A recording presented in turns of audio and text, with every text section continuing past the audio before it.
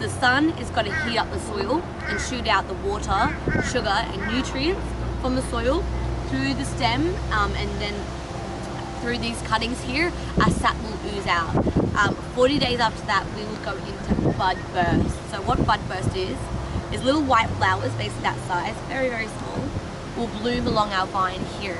Immediately, a seed will pop out the center of that flower. A skin will wrap around that seed to protect it, and that's how grapes are formed.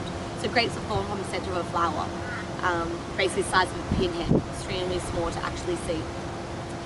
Next stage after veraison, next stage after bud burst is veraison, and that happens here in about November.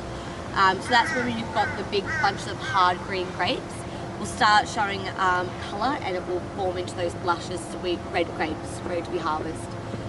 So here at Mount Cotton we only grow one varietal of grape, and this is called our Shumberson grape. So Shumberson is a red skin, red flesh.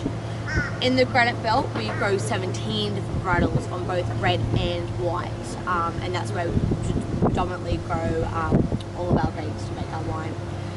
Because this grape here is grown in a humid tropical environment, that produces a high level of sugar. And once you add your yeast in to obviously create fermentation, and I'll explain that a bit later, that will equivalent to your high percentage of alcohol. So this here produces a 22% alcohol, and you will try that today, and that's called our sun wine, which is our dessert. So woo! And that's why you want to grow your grapes in a cool climate, because obviously if you're planting your Merlot or Cabernet here, you'll be getting 20-30% wine. We don't want that, some of you may, but that's not what we're aiming for. So that's why you have to grow your grapes in a very cool climate. So we harvest here in January. Granite Belt, it's a lot cooler, we harvest a little bit later. So we harvest our whites first in February, and then our reds after that. So reds in about March, April. So we've actually finished all of our harvesting for this year. Now, does anyone have any questions in regards to our grapes or our vine?